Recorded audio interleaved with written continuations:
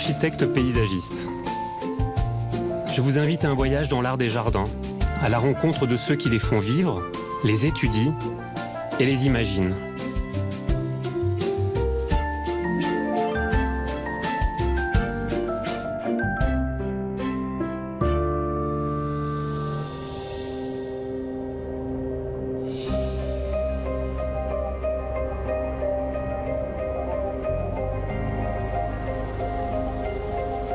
Courance, les eaux courantes.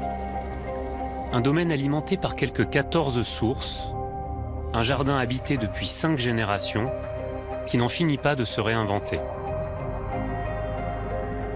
Ici, l'eau est omniprésente, dans les douves, les canaux, les fontaines. Elle structure le paysage, jamais stagnante, toujours vive. Les arbres sont l'autre atout de Courance. Ils lui donnent son caractère romantique si particulier.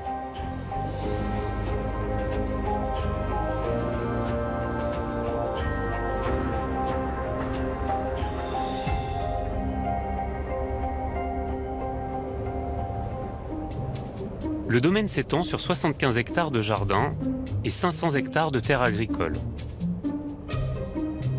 Au XVIe siècle, Côme Clos, le propriétaire, installe un système hydraulique innovant.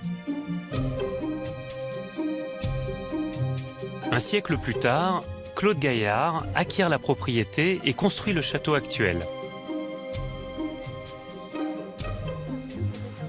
Monique Mosser, historienne de l'art, de l'architecture et des jardins, s'est particulièrement intéressée à l'histoire du domaine.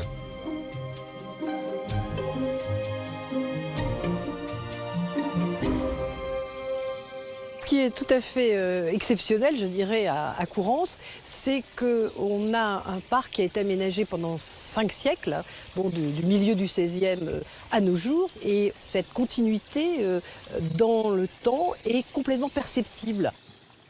C'est comme s'il y avait une espèce de structure préétablie autour de l'eau, justement, qui est l'élément totalement structurant des grands axes, de toutes sortes de différentes parties du jardin. Tout ça s'enchaîne, se complète et aboutit à ce résultat qu'on a sous les yeux et qui est d'une grande élégance et d'une grande, je trouve, simplicité en même temps.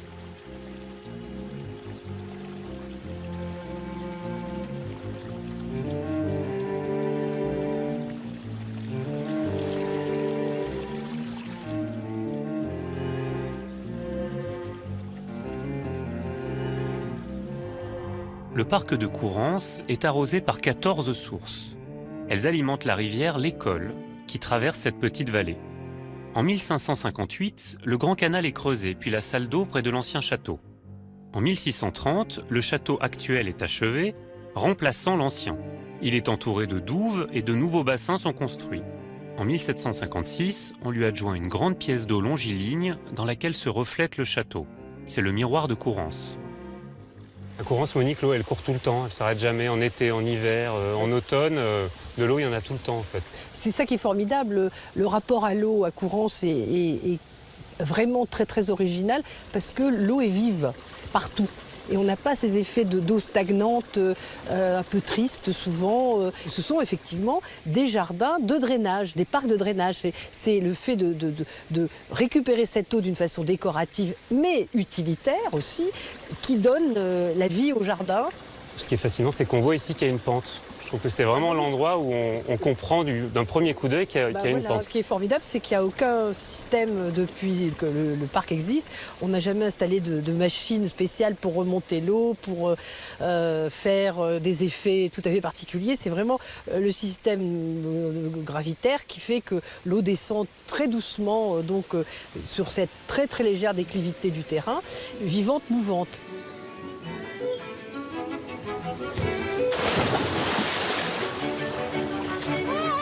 Elle est trop bonne! Elle est trop bonne!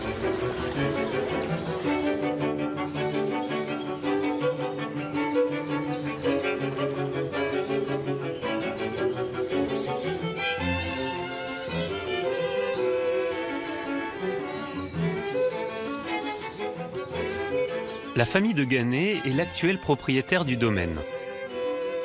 Un personnage a marqué sa transformation au sortir de la Seconde Guerre mondiale. Jean-Louis de Gannet, ingénieur agricole.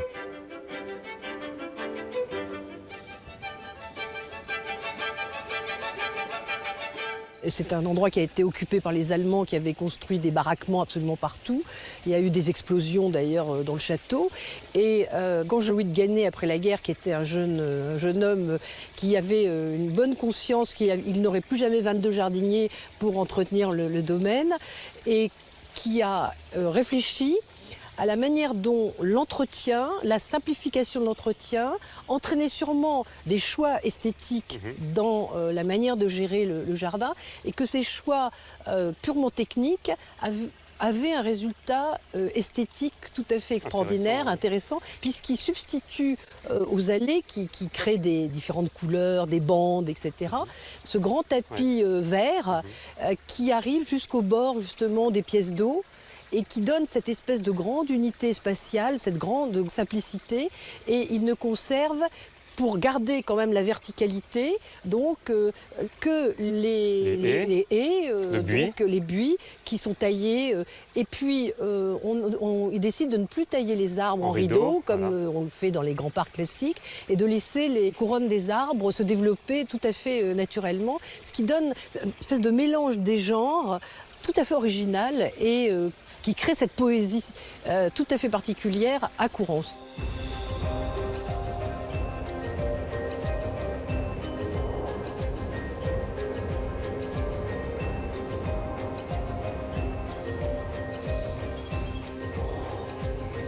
Aujourd'hui, 4 jardiniers entretiennent cet immense parc. Depuis 32 ans, Manolo, chef de chantier du domaine, continue de réinventer ce jardin grâce au savoir-faire que lui a transmis Jean-Louis de Gannet. C'est déjà taillé. De Gannet, il vous a appris donc du coup à vous occuper de ce parc, à gérer les bassins, à gérer les sources, parce que ça c'est compliqué. Je l'ai regardé, j'ai beaucoup appris. Je ne pourrais pas être jardinier n'importe où ailleurs. J'ai ici, je connais le truc, je sais ce que le marquis m'a expliqué. J'ai compris un peu le système de fonctionnement de ces sources, de ces bassins, comment vider un sans vider l'autre, comment tout ça fonctionne. Par exemple, pour le week-end, si on veut que la baigneuse crache, qu'elle soit jolie, on est peut-être obligé de tricher, de mettre un petit peu moins d'eau à la roue du moulin. Envoyer un peu plus par ici. Comment vous faites? Vous bricolez avec des trappes, c'est ça? Oui.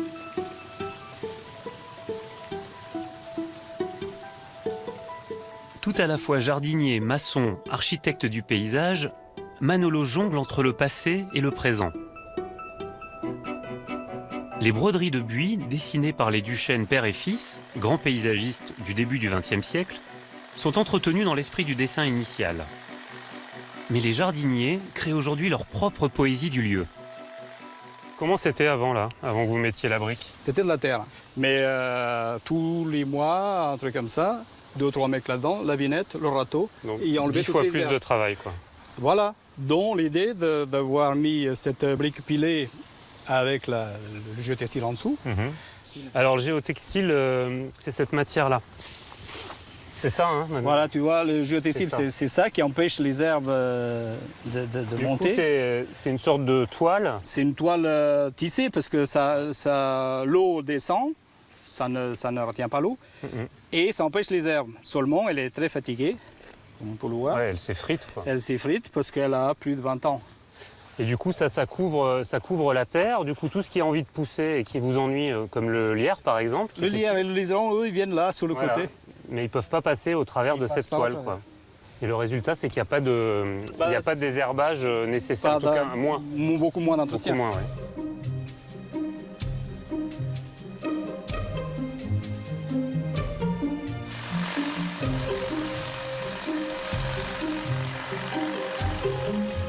Mais les dessins à l'origine, ils ont changé parce qu'on voit des petits ronds maintenant. Ouais. À la base, ça n'existait pas. C'est des petites branches qui vont en s'élargissant.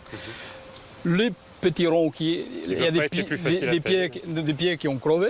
Ouais. Et nous, on a continué à tailler comme ça. Et du coup, ça n'a rien à voir avec le Ah, vous dessin. avez fabriqué des formes en fait. Bah oui. Du coup, vous avez pris des libertés. Quoi. Voilà, c'est ça. Mais tout ça, ça communiquait. Et bah du coup, oui, c'est pas ça mal. déforme. Ça n'a jamais été dessiné comme ça. Ça, c'est un pied qui a crevé, ça, c'est un pied qui a crevé, ça, c'est un pied qui a crevé. Du coup. Mais par contre, vu de haut, ça doit se voir, non? Oui. Je trouve que c'est presque plus rigolo quand vous quand vous laissez aller que quand c'est un peu strict. Mais c'est le contraire de l'idée qu'on se fait de la broderie de buis. On pense qu'on est contraint, que c'est compliqué, qu'il faut reprendre les formes à la perfection. Bah, Et en là, fait, pas du tout. Pour le coup, non. Vous faites comme vous voulez. On fait ce qu'on veut. Voilà. Quand c'est un truc bien droit, bien. C'est un cauchemar. Bah là, non. À chaque année, on modifie un peu le dessin sans que personne se rende compte. En fait. Tout le monde se fait avoir. Bah oui. Oui.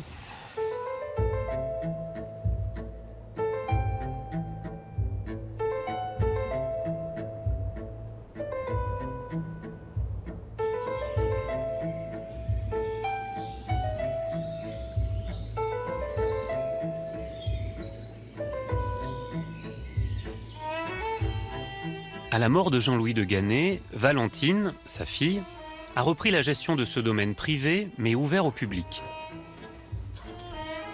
Valentine se souvient de l'engagement de ses parents, en particulier au sortir de la guerre.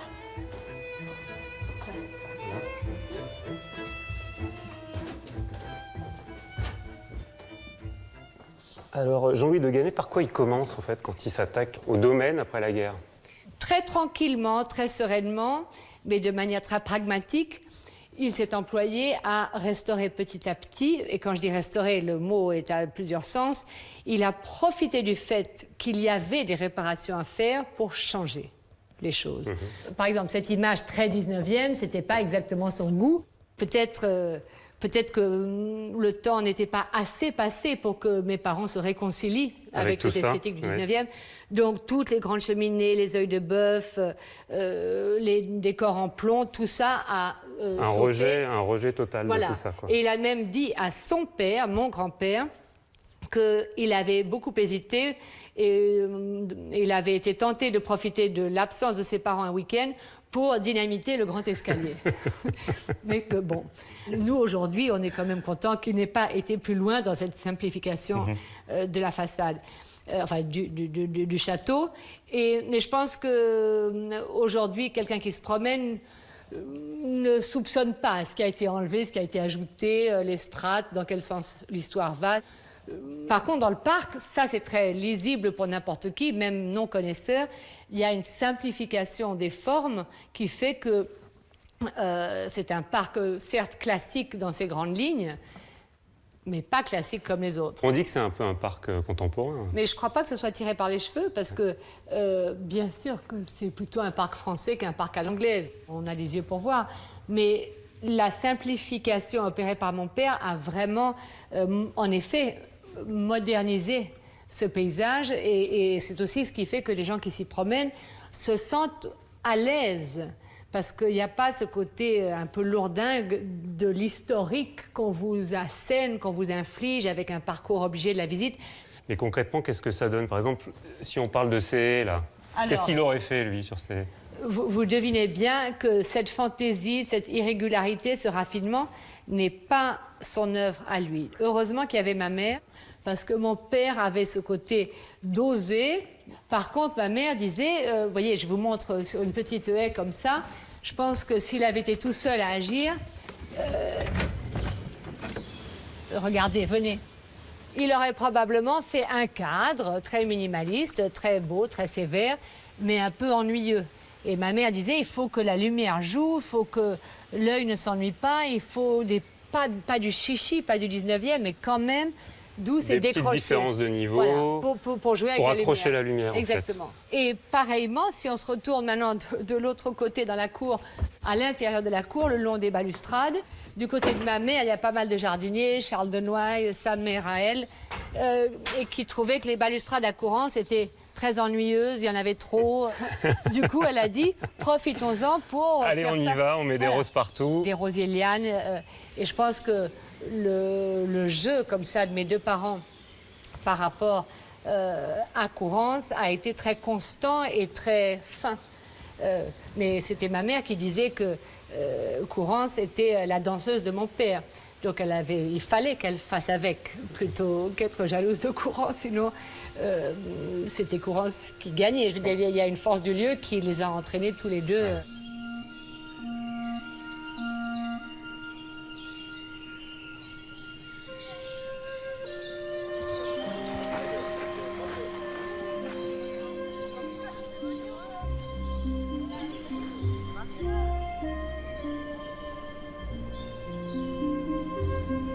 Des alignements d'arbres bordent les allées et dominent des haies.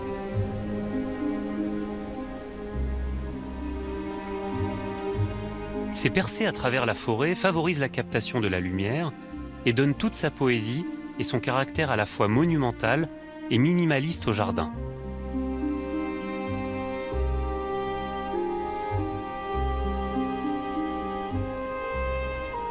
Aujourd'hui encore, de nouveaux espaces sont aménagés dans le parc. Marcus, le compagnon de Valentine, a mis en valeur ce platane bicentenaire. Qu'est-ce qu'il y avait autour? Il y avait une sorte de... Il n'y avait rien, c'était pas que c'était autour, c'était carrément dedans. Donc vous voyez toute la végétation qui est là. C'était la même chose ici. Un peu plus bas, mais carrément jusqu'au tronc.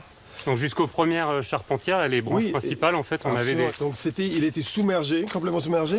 Déjà, pour se développer comme ça, il ne faut pas avoir de compétition. Il fallait qu'il soit tout seul, c'est ce qu'on appelle un arbre isolé. Exactement. Bah oui, parce qu'il a de la place tout autour de lui. Du coup, il a un houppier qui est extrêmement étendu, en fait. Exactement. Il a fait exactement ce qu'il voulait pendant 230, 240 ans. Personne ne l'a embêté. Là, il y a cette branche incroyable. Bah oui, là, on voit une qui démarre oh là là, elle lui rentre dedans, là. Et qui re-rentre dans l'arbre plus haut. Incroyable. Il fait complètement partie des surprises du parc. C'est-à-dire que le parc, il y a des grandes structures, et puis tout d'un coup, il y a des petites choses cachées, des petites fontaines par-ci, par-là. Et puis tout d'un coup, on a aussi cet arbre-là qui participe complètement à l'histoire du parcours, quoi. Tout à fait. Ne pas être juste à l'extérieur dans les grands axes en train de regarder les volumes, mais pouvoir rentrer dans les volumes. Là, vous avez choisi finalement quelque chose qui était peut-être un peu hasardeux, je ne sais pas comment... Je crois que c'est lui qui nous a choisis. Oui, c'est ça.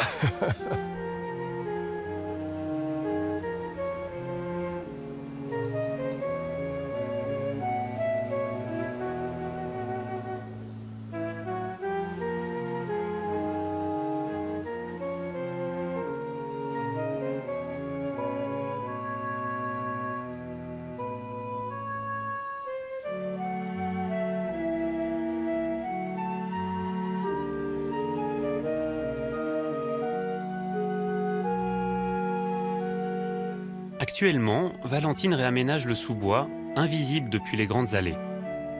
Ici, un petit canal d'eau courante a été dégagé et mis en valeur. Il accompagne le promeneur à la lisière de la forêt.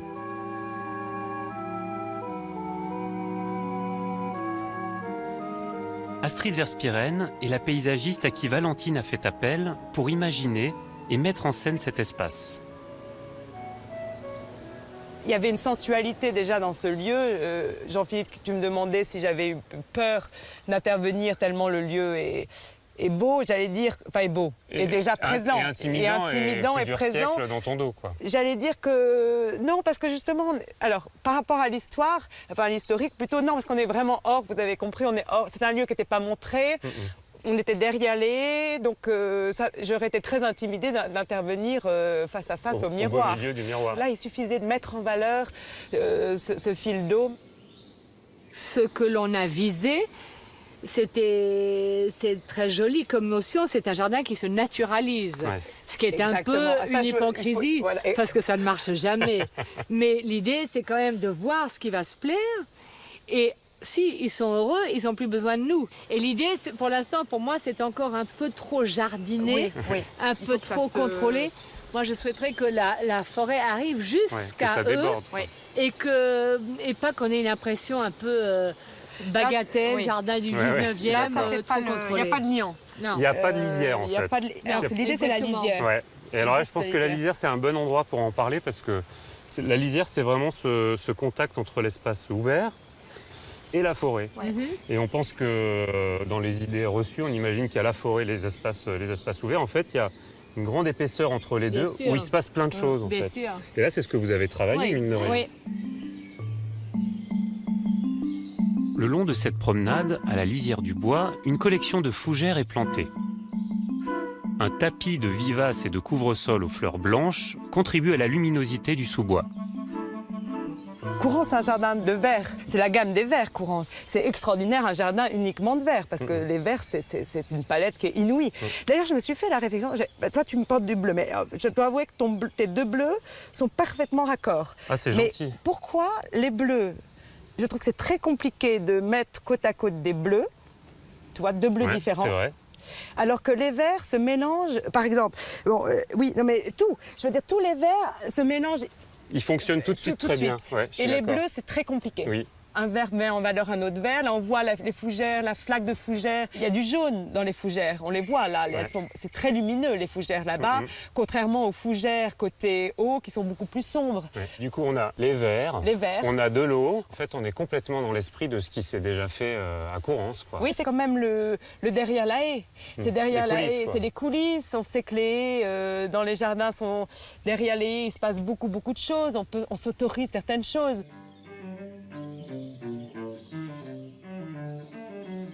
Cette verticalité constante, je trouve, à Courance, donc ces arbres qui vous poussent vers le ciel, on se tient droit et à la fois, on a envie de regarder le sol et tout d'un coup d'aller voir ce qui se passe au sol.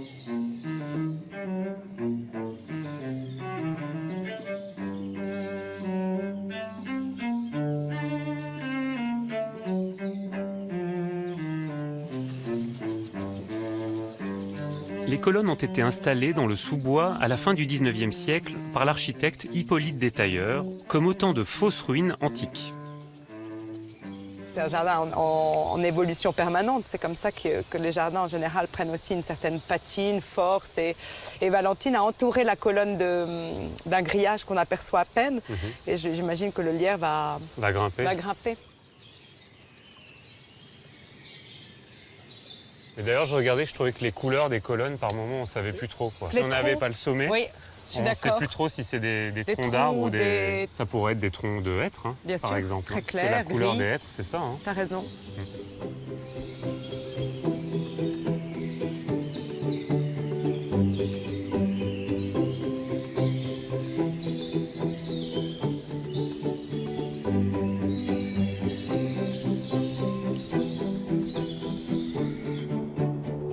Outre le jardin, le domaine de Courance englobe une plaine agricole de 500 hectares.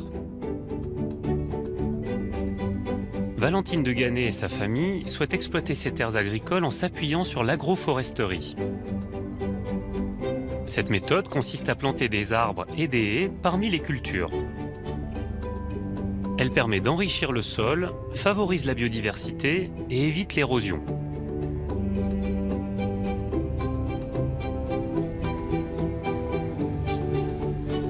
Sous la dénomination d'agriculture de conservation, l'agroforesterie augmente la fertilité de la terre sans engrais chimiques. Valentine, ça c'est une histoire de continuité. La plaine, le domaine en général, finalement au fil de l'histoire, les choses bougent, quoi. À Oui. Courance. C'était, je crois, Lampedusa qui disait pour que rien ne change, tout doit changer. Je déforme le guépard, mais c'est quelque chose dans cet esprit. Et pour pouvoir honorer toutes les promesses de ce territoire, je crois qu'il faut vraiment repenser les pratiques qui aujourd'hui s'avèrent ne plus fonctionner. Il m'a semblé, avec quelques cousins, puisqu'on est 10 cousins propriétaires, qu'il pouvait s'agir de répondre à un défi un peu historique finalement sur ce vaste territoire si près de Paris. Et l'idée, ce serait de pratiquer une autre agriculture, pour l'instant l'agriculture de conservation. Et je dirais le bras armé de l'agriculture de conservation, c'est l'agroforesterie, c'est le geste le plus profond et le plus structurant pour ressusciter les sols, pour redonner de la vie dans ces parcelles et pour arriver, quand ce sera le moment, à une agriculture biologique rentable.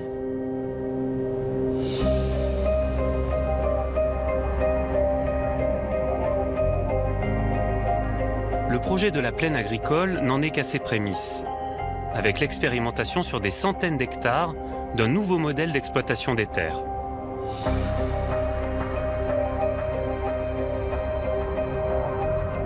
Alors que de nombreux jardins restent figés dans leur image du passé, le domaine de Courrens, vivant, habité, ouvert sur la modernité, ne cesse de se réinventer.